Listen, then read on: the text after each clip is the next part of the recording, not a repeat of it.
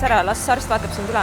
Mis ma lähen sinna? Ma olen täiesti terve. Sa ei peagi olema haige selleks, et vähemalt korra aastas kontrollis käia arsti juures. Autod ka käivad korra aastas ülevaatuses. See on väga normaalne.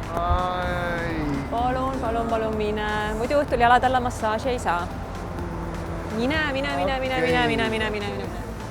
Miks mehed arsti juures ei taha käia? Sellest räägib kohe lähemalt meeste arst Margus Puna.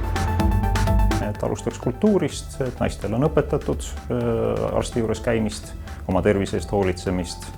Nii kodus õpetatakse, koolis õpetatakse, kooliprogrammis on see olemas, meeste kohta seal sellised soovitused puuduvad. Ja nüüd teine poolus on hirmud. Hirmud on võib-olla esiteks see, et äkki midagi on. Kole lugu. Mees ei tohi olla ju nõrk. Mees peab olema tugev. Ja kui nüüd järsku avastatakse nõrkus, siis mehe enesehinnang.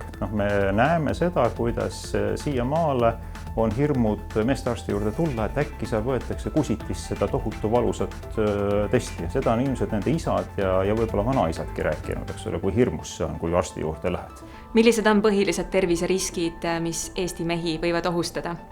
Klassika. Ja täna on kõige suuremaks kasvamas meil ülekaal. Õnneks on oluliselt langenud suitsetamine, kahanemas on alkohol, aga kaal on ainukene, mis tõuseb ja krooniline stress.